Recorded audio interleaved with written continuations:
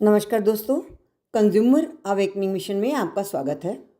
Friends, आज हम चर्चा करेंगे सुप्रीम कोर्ट के एक ऐसे केस की जिसमें सुप्रीम कोर्ट ने गिफ्ट और विल में बेसिक अंतर के बारे में चर्चा की है।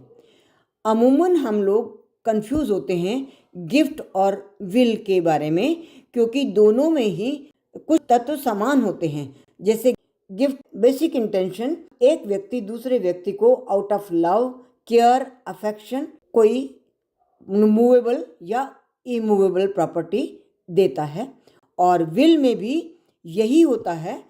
हालांकि इसमें अधिकतर प्रॉपर्टी को व्यक्ति अपने बच्चों में किस तरह से बांटना चाहता है उसके बारे में होता है, पर उसमें भी जो बेसिक तत्व होता है वो लव, अफेक्शन, केयर इत्यादि ही होता है, और उसी के कारण ही वह अपनी प्रॉपर्टी को विदाउट कंसिडरेशन, दोनों में ही कोई पैसे का लेन देन नहीं होता, ये एक कॉमन फैक्टर होता है। इसीलिए सुप्रीम कोर्ट ने आज इन दोनों के बारे में अंतर स्पष्ट किया है अपने केस में। केस टाइटल है NP Sasindran versus NP Ponnamma and others. ये ऑर्डर हुआ मार्च 24 को 2025 में। इसमें क्या ऑब्जर्व किया है कोर्ट ने, हम उसकी चर्चा करेंगे। गिफ्ट में क्या है? गिफ्ट एक अपनी मर्जी से प्रॉपर्टी को ट्रांसफ़र करने की एक प्रक्रिया है जो अपनी लाइफ टाइम में कोई भी व्यक्ति दूसरे व्यक्ति को देना चाहता है।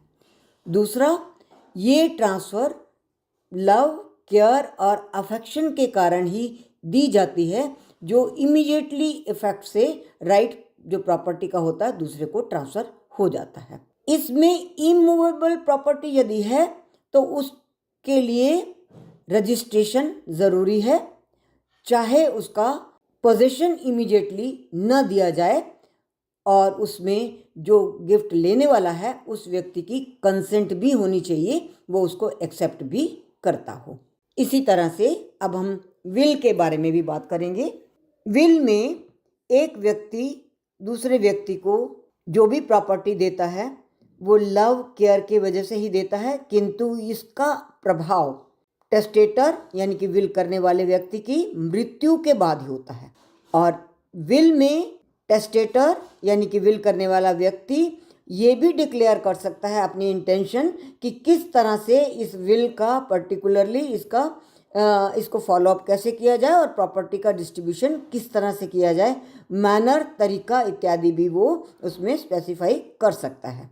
विल रजिस्टर्ड भी हो सकती है और अनरजिस्टर्ड भी हो सकती है, दोनों की वैल्यू तो एक ही होती है, किंतु यदि कोई डिस्प्यूट अराइज होता है तो रजिस्टर्ड विल कोर्ट में before the eyes of law अधिक बेहतर तरीके से प्रूव की जा सकती है।